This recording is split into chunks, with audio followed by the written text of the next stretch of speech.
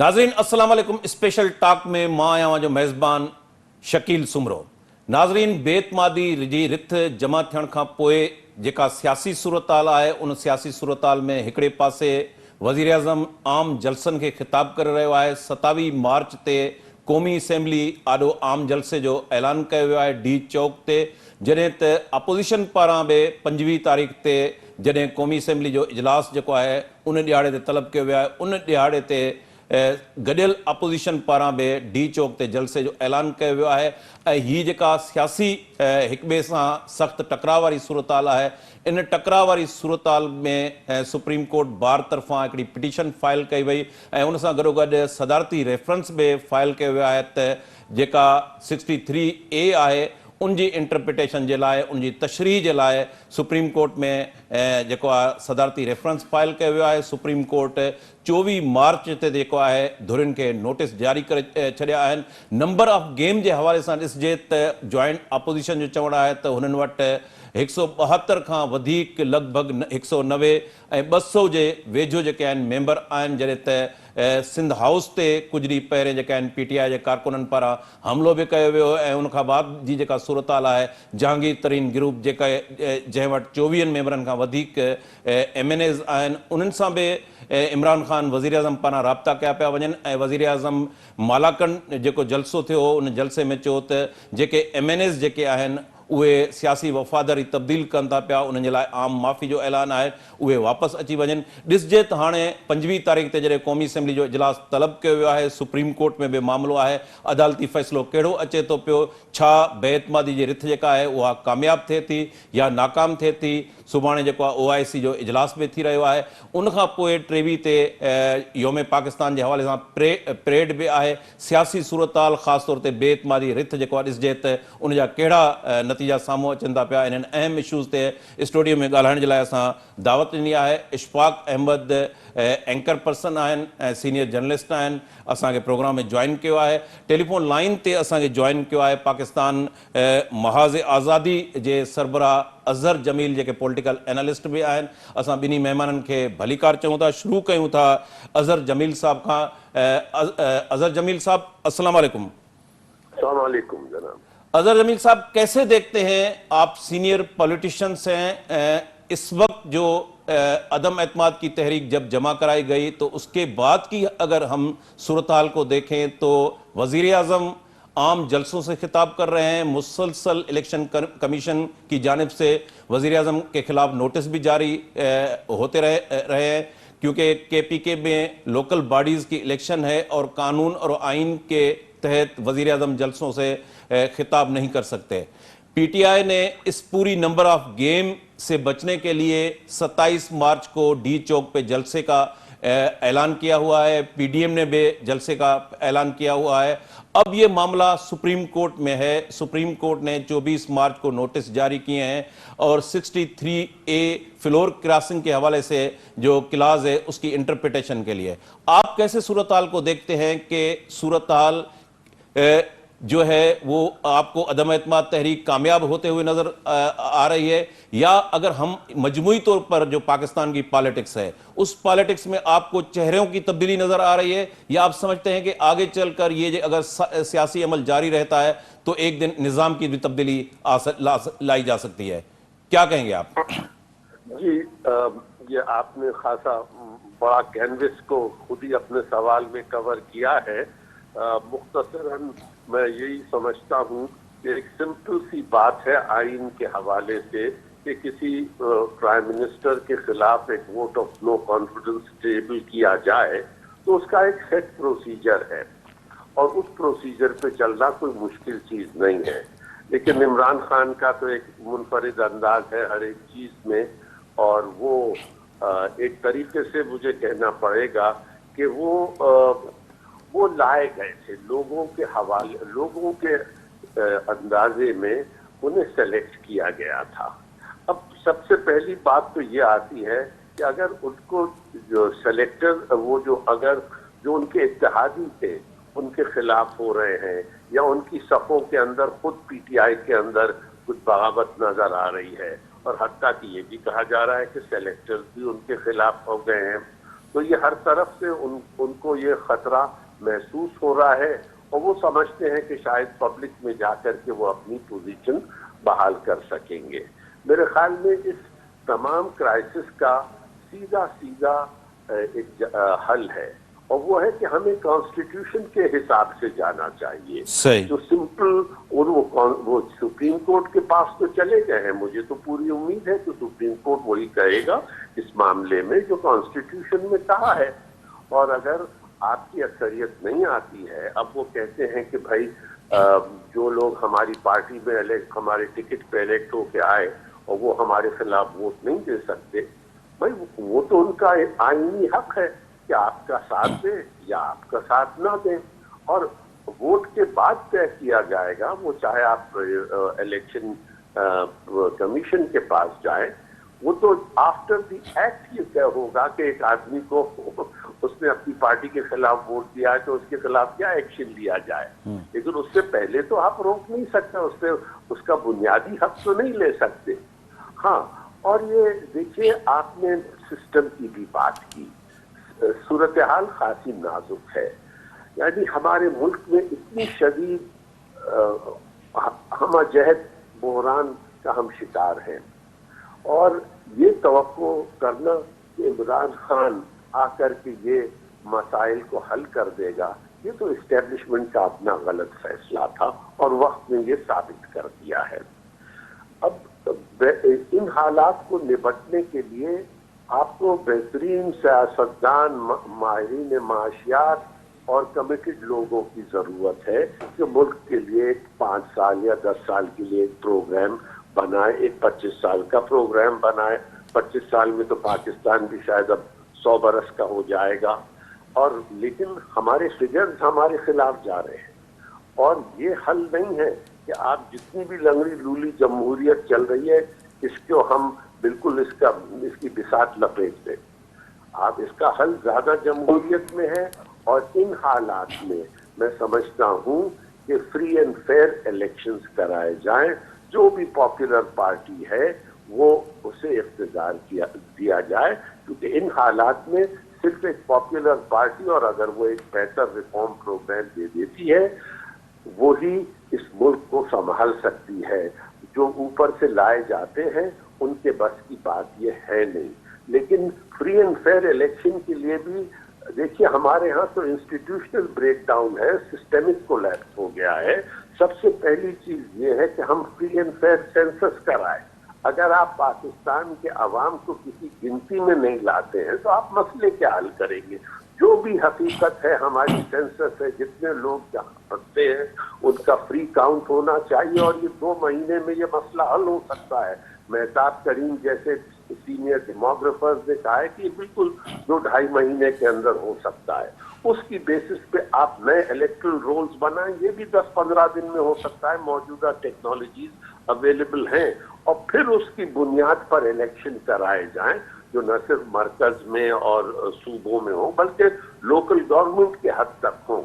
یہ تو ایسا بحران ہے کہ عمران خان کو ہٹانا اتنا ایشو بھی نہیں ہے. میں نہیں سمجھتا ہوں وہ اس چیز کو سروائیو کر سکیں گے.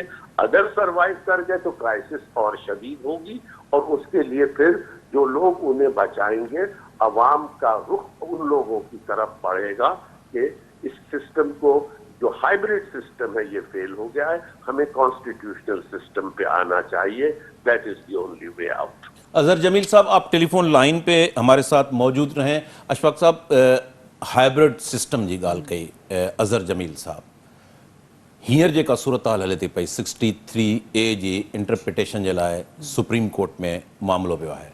तव्हां सम्झो था त फ्लोर क्रॉसिंग जेका आहे, जीअं अज़हर जमील साहब बि चयो त हिकिड़ो फ्लोर क्रॉसिंग जेसि ताईं उहो एक्ट को जुर्म नथो करे तेसि ताईं उनखे डिस्क्वालीफाई नथो करे सघिजे. हींअर नंबर ऑफ गेम जी सूरत हाल छा आहे? 63A जेका अदालत में मामिलो वियो आहे, उन अदालती मामले जो तव्हां सम्झो था सॼे पूरो जेको बेतमादी वारी रिथ आहे उन ते इम्पैक्ट कहिड़ो पवंदो? वॾी महिरबानी. 63A जेको आहे यानी पाकिस्तान जी सियासत में इनखे कॉन्ट्रोवर्शियल बि चयो वेंदो आहे, छो त सादिक अमीन रहण या न रहण जो फ़ैसिलो अदालतूं कंदियूं आहिनि, पोइ इन में ताहयात नाअहली बि थींदी आहे.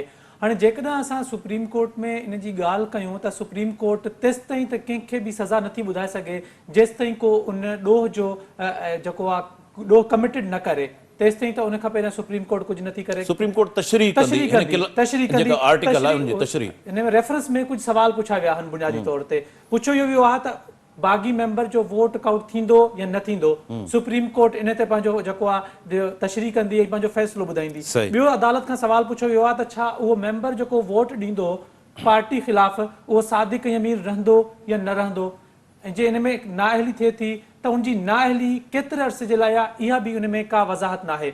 हाणे अगरि 63 जी ॻाल्हि कयूं था, सुप्रीम कोर्ट चए थी त उहो नाअहल थी वेंदो, अॻु में त नाअहल न थींदो, नाअहल थींदो उन खां पोइ, इन जो मतिलबु आहे त कार्रवाई थी वेंदी जेका बैतमादी वारी इलेक्शन कमीशन खे नोटिस इलेक्शन कमीशन हिकु पूरो प्रोसेस आहे। यानी इमरान खान जेकॾहिं उहे तहरीक इंसाफ़ जा बागी मेंबर बि पंहिंजी पार्टी ख़िलाफ़ वोट ॾींदा त पोइ बि तहरीक त कामयाबु थी वेंदी, उन खां पोइ तव्हां वञी प्रोसेस हलाईंदव त उनजो तव्हांखे को फ़ाइदो कोन थियण वारो आहे। यानी तहरीक इंसाफ़ बागी मेंबर हुजनि या हुनजा जेके इतिहादी आहिनि, काफ लीग आहे, MQM आहे, इन सभिनी में हिन वक़्तु फाथल आहे। अव्हांखे यादि हूंदो 2018 जी इलेक्शन खां पहिरियां सेनेट जी चूंडुनि में KPK मां तहरीक इंसाफ़ जे कुझु MPs जेके वोट ॾिनो हो पैसा वठी करे, उन्हनि खे पार्टी मां निकाली ॾिनी वई हुई। छा पाकिस्तान तहरीक इंसाफ़ ऐं इमरान खान हिन वक़्तु इहा ॻाल्हि छो थो करे त जिन्हनि MNAs खां ग़लती थी आहे उहे वापसि मोटी अचनि, असां उन्हनि खे माफ़ कंदासीं? छा तहरीक इंसाफ़ पंहिंजे मंशूर तां फिरी वई आहे? छा अगर KPK जा जेके MPs आहिनि उन्हनि खे पार्टी मां निकाली ॾेई सघिजे थी त जेके ही MNAs आहिनि इन्हनि खे बि तव्हां निकाली ॾेई सघो था? अगर वाकई तव्हांजो जेको मंशूर आहे, तव्हांजो जेको नज़रियो आहे, तव्हां उन ते क़ाइमु आहियो त हिन वक़्तु मजबूरी छा आहे? मजबूरी इहा आहे त इक़्तिदार बचाइणो आहे। इमरान खान चए थो इक़्तिदार बचाइणो आहे, अपोजिशन चाहे थी त असांखे इक़्तिदार मिले, कहिड़ी बि सूरत में मिले। कल्ह ताईं जेके पाण ॿियनि खे सिलेक्टेड चवंदा हुया, अॼु बिल्कुलु रेडी आहिनि, भले उन्हनि खे केरु सिलेक्टेड करण जे लाइ तयारु छो न हुजे। यानी सिलेक्टर जे अॻियां हर कंहिं पंहिंजी CV पेश करे छॾी आहे, भई ही सदर थींदो, ही वज़ीर आज़म थींदो, ही स्पीकर थींदो, ही सेनेट चेयरमैन थींदो। सेनेट चेयरमैन या इहे सभु शयूं जेके तव्हांखे थींदियूं, इन पुठियां बि त एस्टेब्लिशमेंट जो हिकिड़ो किरदारु रहियो आहे असांजे मुल्क में। अगरि तव्हां हींअर उन पासे वञो था त हिन जो मतिलबु आहे त तव्हां एस्टेब्लिशमेंट जे उन किरदार खे, सियासी किरदार खे एक्सेप्ट पिया कयो त ठीकु आहे, उहो भले करे, या तव्हां इहो था असांखे ॿुधाइणु चाहियो या सम्झाइणु चाहियो त एस्टेब्लिशमेंट जो पाकिस्तान जी सियासत में जेको किरदारु आहे उहो सफ़ा ज़ीरो थी वियो आहे। ॻाल्हि सफ़ा सिधी आहे त इक़्तिदार जी ऐं पावर जी जेका आहे उहा जंग आहे। इमरान खान पंहिंजो इक़्तिदार बचाइणु चाहे थो, जेको उनखे मुश्किल में नज़र पियो अचे, ऐं उन मुश्किल खे ॾिसंदे करे हू थो चए त जेके तहरीक इंसाफ़ जा MNAs जेके पैसा, यानी 18 या 20 करोड़ जो इल्ज़ाम आहे न उन्हनि ते, जेके उहे पैसा था वठनि उहे भी वापसि अचनि, उन्हनि खे बि माफ़ कंदा। जेके चवनि था तहरीक इंसाफ़ जी परफॉर्मेंस सुठी न आहे उहे भी वापसि अचनि। अजहर जमील साहब डाल होता। अजहर जमील साहब, आपने हाइब्रिड सिस्टम की बात की, आप कैसे देखते हैं कि ये पाकिस्तान में जितने भी तजर्बात होते रहे हैं, यहाँ तक कि इमरान खान के खिलाफ अदम एतमाद की तहरीक पेश हुई है, आप समझते हैं कि ये पूरा हाइब्रिड सिस्टम एक्सपोज हो चुका है? वो ताकतें जो सपोर्ट करती हैं इस सिस्टम को, वो कोई इस वर्स्ट एक्सपीरियंस के बाद लेसन लर्न करने के लिए तैयार हैं? पाकिस्तान की जियोपॉलिटिकल सूरताल, इंटरनेशनल नाइबर कंट्रीज की जो हम सूरताल देखते हैं, आपको क्या लगता है कि इससे इस बार हम लेसन लर्न करेंगे और ये सियासी अमल जो है वो डेमोक्रेसी की तरफ और ज्यादा जाएगा? देखिए, मैंने अगर अब भी नहीं समझे हैं तो कब समझेंगे? ये तो हर तरीके से इस हाइब्रिड सिस्टम की नाकामी है। देखिए, अगर इमरान खान में कोई सलाहियत होती तो वो कुछ दिन और खींच सकता था, या उसे इतनी मदद की जरूरत नहीं होती, वो कुछ कारनामे दिखाता, लेकिन उसको पूरी सपोर्ट मिली इस्टेब्लिशमेंट की, और उसके पास पूरी सपोर्ट थी इंस्टीट्यूशंस की, और एक अलाइड और एक कंट्राइव्ड मेजॉरिटी भी ला दी गई थी, लेकिन उसमें अपनी सलाहियत नहीं थी। मैं इमरान खान के साथ 5 साल मैंने काम किया है, जब महराज मोहम्मद खान की हमारी जो कौमी महाज़ आज़ादी थी और PTI का इंतमाम हुआ था, और एक सोशो इकोनॉमिक रिफॉर्म प्रोग्राम पे हमारा कोई इतना ज्यादा रेडिकल भी नहीं था, लेकिन अब तो ये इतना नाकाम हो गए। हमारी तो अंडरस्टैंडिंग हुई थी 1997 में, और 2003 तक हम इस पार्टी में थे, फिर हम ने उनसे किनारा कशी कर ली और वो महराज साहब ने वजूहात भी बयान कर दिए कि क्यों इमरान खान से अलग हुए। हमारे मतलब के तो नहीं रहे इमरान खान, लेकिन औरों के और इस्टेब्लिशमेंट के मतलब के हुए। अब ये मुल्क अब इन तजुर्बात का मुतहम्मिल हो ही नहीं सकता। इतनी सीवियर एग्जिस्टेंशियल क्राइसिस है इस मुल्क में, क्या मतलब महंगाई का तूफान आया है, क्या breakdown of law and order आया है, IMF ने अपना आदमी आपके सरों पर बैठा दिया है स्टेट बैंक में। आपको एक well thought out programme and strategy बनानी पड़ेगी। और इसमें एक पॉजिटिव बात है कि इन तमाम क्राइसिस में एक रेजिस्टेंस आई है और वो back to the constitution. PDM में और हम में क्या है इत्तेफाक कि भाई वो कॉन्स्टिट्यूशन पे जाना चाहते हैं, हम भी कॉन्स्टिट्यूशन पे जाना चाहते हैं, और इदारों को उनके पास और कोई चारा नहीं है। They have no other option but to come back to the constitution. और यही एक हमें चीज है जो जोड़ के रखेगी। देखिए बलूचिस्तान में क्या हो रहा है, सेपेरेटिस टेंडेंसीज, सेपरेटिस्ट टेंडेंसीज भी सर उठा रही हैं। अगर हम फिर कोई बैक टू मार्शल लॉ गए तो that is the beginning of the end. ये तो हमें कॉन्स्टिट्यूशन है एक मुत्तफिका जो जुल्फ़िकार अली भुट्टो की क़यादत में हमें मिला था 73 में, उसको जाए, उसको मजबूत करें। और हम सिर्फ पॉलिटिकल डेमोक्रेसी अब हमारा हल नहीं है, that is the first step. लेकिन मुझे याद आता है कि जब इंडिया में 1950 में उनका कॉन्स्टिट्यूशन दिया था तो डॉक्टर अम्बेडकर जो शेड्यूल्ड कास्ट के लीडर थे, उस चेयरमैन थे उस कॉन्स्टिट्यूशन कमेटी के, उन्होंने कहा था कि हमने आपको एक जमहूरी आइन दिया है जिसमें आपको पॉलिटिकल डेमोक्रेसी मिली है और बहुत अच्छा आइन है, right to vote, right to associate, right for और सारी ह्यूमन राइट्स का इसमें हमने क्लॉजेस दिए हैं। और ये इब्तिदा है, ये पॉलिटिकल डेमोक्रेसी से हमें सोशल डेमोक्रेसी, उन्होंने लफ्ज सोशलिज्म नहीं इस्तेमाल किया, उन्होंने कहा सोशल डेमोक्रेसी जहां पर आपको तालीम, हेल्थ, ट्रांसपोर्ट, हाउसिंग और अपॉर्चुनिटी, इकोनॉमिक अपॉर्चुनिटीज मिले और बराबरी से मिले। तो सोशल डेमोक्रेसी, हमें अब सोशल डेमोक्रेसी की तरफ जाना है। और अगर हम सोशल डेमोक्रेसी की तरफ नहीं गए तो जो रही सही पॉलिटिकल डेमोक्रेसी है वो भी खत्म हो जाएगी। इंडिया में भी हम देखते हैं ये हो गया है कि कहाँ डॉक्टर अम्बेडकर के अल्फाज और कहाँ आज जो कुछ मोदी की क़यादत में हो रहा है हिंदुस्तान में। हमारे यहाँ भी पॉलिटिकल डेमोक्रेसी डाइल्यूट हो चुकी है। तो we have to go back to the constitution and move towards social democracy and socio-economic rights of the people. There is no alternative and there isn't much time. शुक्रिया अजहर जमील साहब, आपने हमें telephone line पे join किया। नाज़रीन हिते एक नंढड़ो commercial brake वठूं था, brake खां वापसी ते प्रोग्राम खे कंटिन्यू कयूं था।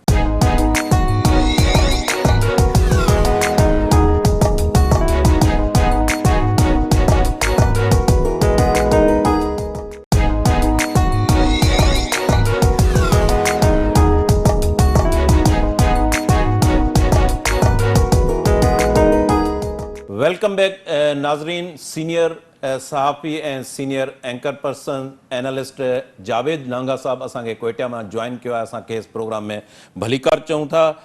अशफाक अहमद, हाइब्रिड सिस्टम जी अज़हर जमील साहब ॻाल्हि पे कई तो जो हाइब्रिड सिस्टम है हिन जेके बहरान है उनमें वो एक्सपोज थियो है।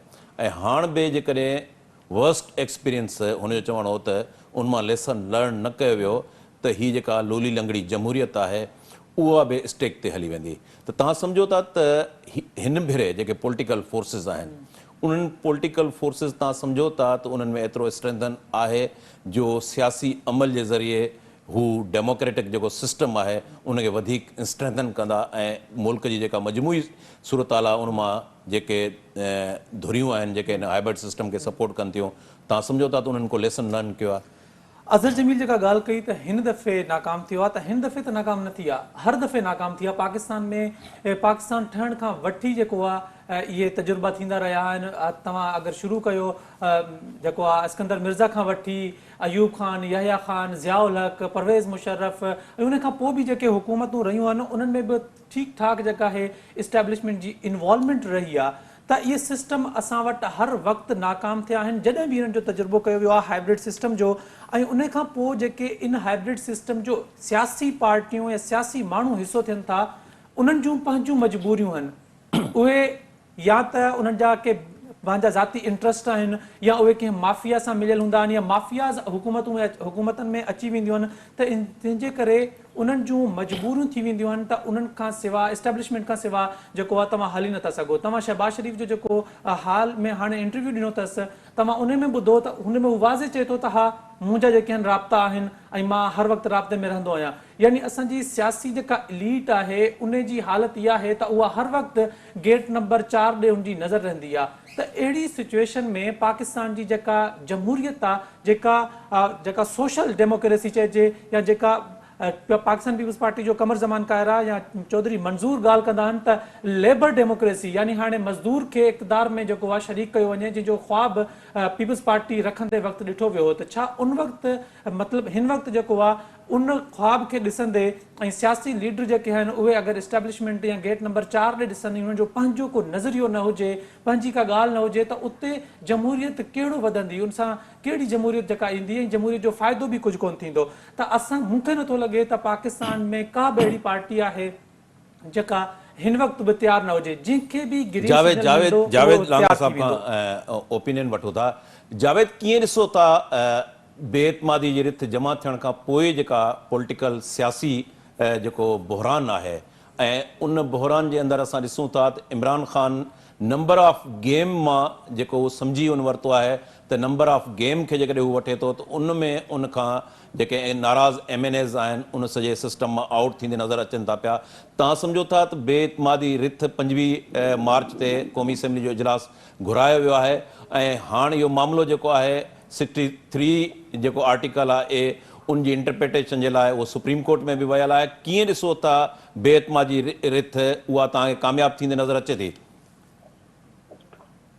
शकील महिरबानी जी असांजे मौजूद पैनलिस्ट ॻाल्हि कई त मुल्क में हिकिड़ो हाइब्रिड निज़ाम जो तजुर्बो थियो नालो न हो पैकिंग में ई पर हुन में जेको मटीरियल हो पुराणो जेको 70 साल पाकिस्तान जेका सियासी तारीख़ आहे हुन में हमेशह वरजाइबो रहियो आहे मुख़्तलिफ़ नमूननि सां रंगनि सां ऐं मुख़्तलिफ़ किरदार हुन में आंदा विया आहिनि। उन हाइब्रिड निज़ाम डिलीवर न कयो ऐं हुनजो जेको आहे मिज़रेबल फेल्यूअर थियो फिएस्को जेके चवंदा आहिनि अंग्रेजी में इंसल्टिंग फेल्यूअर थियो। ज़ाहिर आहे जेके बि स्टेक होल्डर हुआ उन्हनि खे इहा रियलाइज़ेशन थियणु लॻी त हाणे हिनखे अंडू करण जो वक़्तु अची वियो आहे। तव्हां ॾिठो 3-4 साल जेका आहे उहा साॻी अपोज़िशन हुई उहा पंहिंजी लिमिटेड स्पेस में जेका आहे उन्हनि रोल प्ले पे कयो कानून साज़ी थी एक्सटेंशन थिया ॿिया मामला था उन्हनि सभु ते उन्हनि उहिदे पे कयो पर हाणे जॾहिं उन सभिनी जेको आहे हुन डैम में सोराख़ थी वियो आहे ऐं जेको पाणी जेको भरिजी आयो आहे जो कार्य जो वकिरो थियणो आहे हुन वक़्तु रस्ता मिलिया त रिवर्सल पे थियो हुनजो ऐं जीअं ई रिजीम आंदी वई या ठाही वई ओहिड़े तरीक़े सां ई हुनखे अंडू कयो पियो वञे। साॻियूं अदालतूं साॻी एस्टेब्लिशमेंट जो रोल आहे ऐं कोर्टुनि वक़्तु तमामु एब्सोल्युटली सपोर्ट कयो एस्टेब्लिशमेंट जी अनकंडीशनल सपोर्ट हुई अनप्रेसिडेंट हिस्ट्री में जेका आहे अदम एतमाद जी जेका तहरीक आहे हुन मां जेको अदी तौरु ऐं जेके जेस्टर मिलनि पिया हुन ज़ाहिरी तौर ते लॻे थो हुकूमत सम्झी वई आहे त पार्लियामेंट में त हुनखे ज़ाहिरी डिफीट थियणी आहे। इन करे इमरान ख़ान इहो सभु कुझु सिमेल कंदे जेको रस्तो वरितो आहे उहो पॉपुलर जेके लीडर वठंदा आहिनि ऐं ख़ासि करे जेको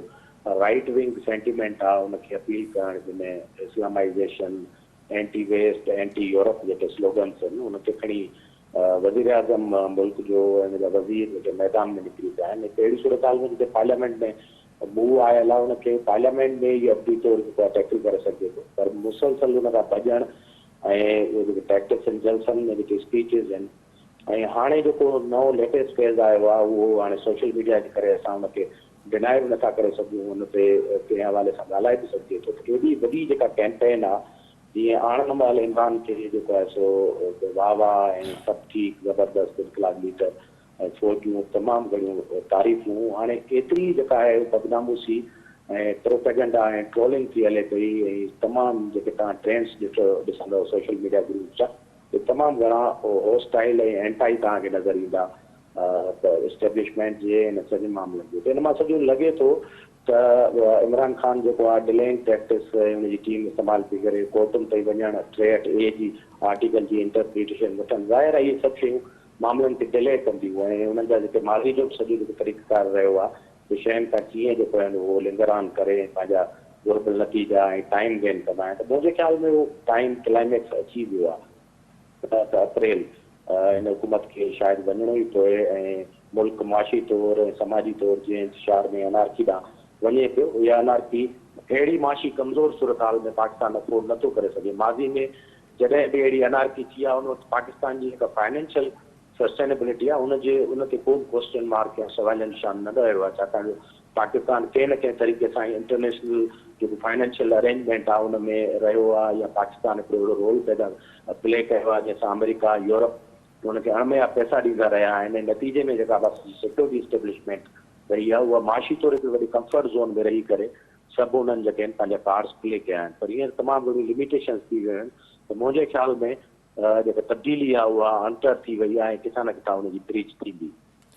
जावेद, ही जेको बि बहरान आहे उनखे रिलेट कयो पियो वञे नवंबर जे अंदरि जेका अहम मुक़ररी थियणी आहे चीफ ऑफ आर्मी स्टाफ जे हवाले सां, तव्हां सम्झो था त हिन सॼी सूरत हाल खां बचण जे लाइ प्राइम मिनिस्टर को अहिड़े क़िस्म जी अनाउंसमेंट करे सघे थो, नाले जे हवाले सां टर्मिनेशन वारो कार्ड इस्तेमालु करे सघे थो? ऐं तव्हां कीअं ॾिसो था त इमरान ख़ान जेको हींअर जलसनि जे अंदरि ॿोली ॻाल्हाए रहियो आहे या एम्पायर न्यूट्रल जे हवाले सां उनजो चवणु हुयो त जानवर न्यूट्रल थींदो आहे, त तव्हां सम्झो था त इमरान ख़ान अहिड़े क़िस्म जो स्टेप खणी सघे थो जॾहिं हुनखे शिकस्त वाज़े ऐं चिटे नमूने नज़र अचे? ॾिसो ट्रम्प कार्ड जूं ऐं आख़िरी पतो जेको आहे हिन सां लॻाए वेहण जूं ॻाल्हियूं वज़ीर दाख़िला शेख रशीद कंदो रहियो आहे, हुनजा ॿिया वज़ीर कंदा रहिया आहिनि। इमरान खान वटि जेके सभु कार्ड हुआ उहा आहिस्ते आहिस्ते एग्ज़ॉस्ट थी विया आहिनि। असेंबली टोड़ जो कार्ड हुन वटि हाणे मौजूदु न रहियो आहे ऐं पंहिंजे मेंबरनि खे जेके पार्टी अंदरि जेका पंहिंजी कोहियन आहे उहा बि बरक़रार न रखी सघियो आहे। उनजा कार्ड लिमिटेड थी विया आहिनि। ही तमामु वोलाटाइल ऐं डेंजरस क़िस्म जो आख़िरी कार्ड आहे जिन लाइ चयो पियो वञे। अॼु त मूं थोरो अपडेट ॾिठुसि ऐं कुझु तजिया ऐं गिलास वग़ैरह ॾिठा पिए, उनमें त उनखां अॻिते जूं ॻाल्हियूं पियूं हलियूं त न सिर्फ़ु कंहिं हिकिड़े जेको आहे सो आला एस्टेब्लिशमेंट जे ऑफिसर खे बल्कि 3-4 जेकी पूरी जेको आहे सो लाइन ऐं जथो आहे उन लाइ डिस्कस पियो हले त उन्हनि खे रिमूव करण जा वज़ीर आज़म वटि जेके मशवरा आहिनि सभु शयूं आहिनि। पर हीअ तमामु घणी वॾी मुहिम जी थींदी। मूं जीअं तव्हांखे अर्ज़ु कयो त पाकिस्तान जी जेका हींअर सूरत हाल आहे उन में शायदि एॾो वॾो एडवेंचर नथो करे सघिजे। ऐं ॿियो इमरान ख़ान जी जेकॾहिं असेसमेंट कजे as a politician as a individual जेके मादी में जेके टेंडेंसीज़ रहियूं आहिनि त इमरान ख़ान एॾो वॾो टकर नथो खाई सघे हिन सूरत हाल में। कमज़ोर विकेट ते ऐं हुनजी जेका पॉपुलरिटी लेवल आहे उहा तमामु घणी घटिजी वई आहे ऐं इमरान ख़ान खे जहिड़े क़िस्म जी जेका सपोर्ट एब्सोल्यूट मिली शायदि हू सम्झंदो हुजे ऐं कॾहिं कॾहिं माण्हू पाण बि सम्झी वेंदो आहे मां वाक़ई एॾो पॉपुलर आहियां जो लखे माण्हू 10 लख माण्हू जो जीअं गॾु करण जो थ्रेट ताज़ो ॾिनो पियो वञे त जेकॾहिं मूंखे हटायो वियो या का अहिड़े क़िस्म जो मूव थियो त मां माण्हू गॾु करे हुनजी घेरा कंदुसि त उहो अज्यूम करे वेठो आहे। पर मुंहिंजी जेका ज़ाती राय हिन में आहे त इमरान ख़ान हिन लेवल ते एॾो वॾो झगड़ो खणी हली नथो सघे, सर्वाइव नथो करे सघे ऐं it will be quite suicidal जेकॾहिं अहिड़े क़िस्म जी मूव कंदो। मुंहिंजे ख़्याल में ख़ुदि इदारो जेको आहे एस्टेब्लिशमेंट दरअसल सॼी एस्टेब्लिशमेंट ऐं फौज उहो ख़ुदि जेको आहे अहिड़े क़िस्म जो टकराव जेका डिवीजन आहे उहा बिल्कुलु बर्दाश्त करण जी पोज़ीशन में न आहिनि त इहो ॾाढो सुसाइडल हूंदो। ऐं मुंहिंजे ख़्याल में इंटरवेंशन थींदी जीअं आस्ते फोर्स आयूं आहिनि। इस्लामाबाद हाई कोर्ट जलसनि ते पाबंदी जो जेको आहे सो इशारो ॾिनो आहे ऐं सुप्रीम कोर्ट मुंहिंजे ख़्याल में नेक्स्ट मूव में अञा हेयरिंग हले पई 24 तारीख़ ते को शायदि अहिड़ी लाइन अची वञे त का बि पार्टी शायदि इस्लामाबाद जी टेरिटरीज़ में को मुज़ाहिरो न करे सघे ऐं उनखां पोइ सिर्फ़ु हिकिड़ो ई रस्तो रहंदो त पार्लियामेंट में जेका बैटल आहे नो कॉन्फिडेंस आहे उनखे फेस करणो पवंदो। At the end of day मुंहिंजे ख़्याल में इन सॼा झगड़ा खणी इमरान ख़ान पंहिंजे लाइ जेको हिकिड़ो पॉलिटिकल फ्यूचर में जेको रस्तो छॾिणो उहो मुंहिंजे ख़्याल में उहो सभु बंदि करे उनखां पोइ जेको आहे हिकिड़ी सियासी पंधगली में हिकु रिगे रस्ते ते वञी सघे थो। जी अशफाक, सुप्रीम कोर्ट में पिटीशन जेका आहे सुप्रीम कोर्ट बार जे तरफ़ां बि आहे, इंटरप्रिटेशन वारो बि 24 ते। तव्हां सम्झो था जीअं जावेद ॻाल्हि कई त ईअं ई थींदो त जीअं ॿिन्ही 27 मार्च ते PTI जो आहे 25 ते हिननि जो आहे ऐं अॻिते हली सुप्रीम कोर्ट जे तरफ़ां अहिड़ी का जजमेंट अची सघे थी त प्रॉपर जेको कानूनी ऐं आइनी रस्तो आहे अदम एतमाद जे तहरीक सां उनखे ई फॉलो कयो वञे? बिल्कुलु ईअं ई आहे ऐं इहा बि ॻाल्हि हले पई त इंतिज़ामिया ॿिन्ही पार्टियुनि खे इनकार करे छॾियो आहे हिन वक़्त ताईं जलसे करण जी इजाज़त न ॾिनी वई आहे। नई तहरीक इंसाफ़ खे 27 मार्च ते, नई 25 मार्च ते जेको PDM जो लॉन्ग मार्च थियणो आहे उन जे लाइ बि, छो त ॿिन्ही हिकु ई ग्राउंड हिकु ई जॻह जे लाइ अप्लाई कयल हुयो त असांखे हिते इजाज़त ॾिनी वञे, इन जे करे इंतिज़ामिया उन्हनि खे इन जे लाइ इजाज़त न ॾिनी आहे। सुप्रीम कोर्ट में जॾहिं इहा शइ वेंदी त सुप्रीम कोर्ट जेको 63A जी तशरीह आहे या इहो बि इन हवाले सां बि सुप्रीम कोर्ट जो इहा बि इहे ऑब्ज़र्वेशन आहिनि त भई जेके पार्लियामेंट जा मामला आहिनि इहे पार्लियामेंट में ई हल थियण घुरिजनि त वधीक बहितर रहंदो, छो त सुप्रीम कोर्ट असां ॾिठो आहे त इस्लामाबाद हाई कोर्ट कोशिशि कंदी आहे त सियासी मामलनि खां अवॉइड कंदी आहे ऐं उनखे चवंदी आहे त इहे सियासी जेके मामला आहिनि उहे वञी पंहिंजा सियासत में ऐं पार्लियामेंट में हिते वञी हल कयो। मूंखे नथो लॻे त सुप्रीम कोर्ट जेको आर्टिकल 63A आहे इन जे हवाले सां बि का वाज़े जेको आहे उहो पंहिंजी डिसीशन ॾींदी। उन में बि इहो ई हूंदो जेको आर्टिकल में लिखियलु आहे उन हवाले सां उहो ई थींदो ऐं जेका सज़ा वग़ैरह थींदी इहो त बाद जो प्रोसेस आहे, हिकु डिघो प्रोसेस आहे, उनखां पहिरियां इहा शइ ख़तमु थी वेंदी। हिकिड़ी ॿी ॻाल्हि हिते ऐड कंदा हलो त छा असां अगरि सपोज़ करे था वठूं त तहरीक अदम एतमाद कामयाब थी वञे ऐं 27 मार्च ते जलसो आहे, छा इमरान ख़ान उन जलसे में जेका तकरीर कंदो उहा तकरीर सिर्फ़ु बिलावल, पीपल्स पार्टी, नून लीग या नवाज शरीफ जे ख़िलाफ़ हूंदी? उहा थी सघे तो इस्टेब्लिशमेंट जे बि ख़िलाफ़ हुजे ऐं छा इस्टेब्लिशमेंट सुप्रीम कोर्ट जे करे जजमेंट अची वञे थी, ऑर्डर अची वञनि था, जलसो ई नथो थिए करे सघे थो। जीअं जावेद ॻाल्हि कई त सियासी तौर ते ही बंदि गली जे अंदरि अची चुको आहे।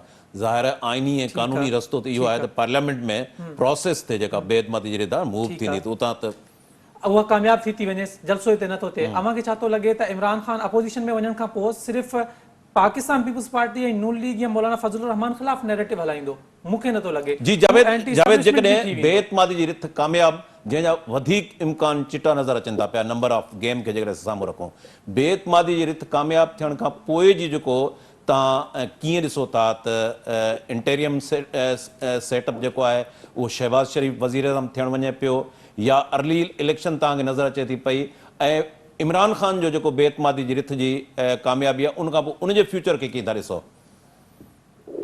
जी ॾिसो, इमरान जेको आहे पंहिंजे तकरीर में वाज़े तौर इंडिकेशन ॾेई चुको आहे अपोज़िशन खे त जेकॾहिं बेइतमादी जी रिथ कामयाब थी त पोइ तव्हां पंहिंजो हर्षद ॾिसी ॾियो त मैसेज लाउड एंड क्लियर हुन पाण ॾेई छॾियो आहे। पर तव्हां छा था सम्झो त जॾहिं हुनजे ख़िलाफ़ बेइतमादी जी तहरीक कामयाब थी वेंदी त पोइ जेका हाणोकी अपोज़िशन जॾहिं हिकिड़े हफ़्ते में सरकार में अची वेंदी त तव्हां पाकिस्तान जो जेको सियासी कल्चर आहे हुन में छा था सम्झो त इमरान ख़ान किथे बीहंदो ऐं हिकु अहिड़ी सूरत हाल में जिते इमरान ख़ान पंहिंजे तकरीर सां, पंहिंजे क़दमनि सां, पंहिंजे अमलनि सां मुल्की एस्टेब्लिशमेंट खे तमामु घणो इनवाए करे चुको हूंदो, रंजाए चुको हूंदो ऐं एतिरो ॻाल्हाए चुको हूंदो त उनखां पोइ इमरान ख़ान सियासी तौरु हिकिड़ी इंडिविजुअल अकेली पार्टी तौरु कहिड़ो इनकलाबी नैरेटिव खणी जेको आहे या कहिड़ो मंजन खणी जेको आहे उहो निकिरंदो सियासी मैदान में हुनजो ज़िक्रो कंदो। ज़ाहिर आहे इमरान ख़ान जी पॉलिटिकल सॼी तव्हां तारीख़ ऐं हिस्ट्री लेगेसी ॾिसो त इमरान ख़ान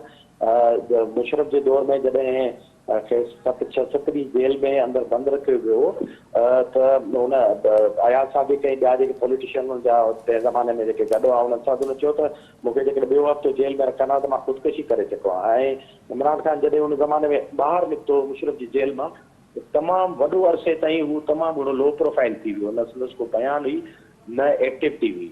हिते असांजे प्रोग्राम जो वक़्तु पुॼाणी खे पहुतो। जावेद लांगा साहब तव्हांजी महिरबानी, तव्हां असांखे टेलीफोन लाइन ते जॉइन कयो। अज़हर जमील साहब असांखे टेलीफोन लाइन ते जॉइन कयो, संदसि बि महिरबानी। अशफाक साहब तव्हांजी महिरबानी। नाज़रीन, ईंदड़ प्रोग्राम में वरी कंहिं ॿिए उनवान सां हाज़िर थींदासूं, तेसिताईं ॾींदा इजाज़त। अल्लाह भाई।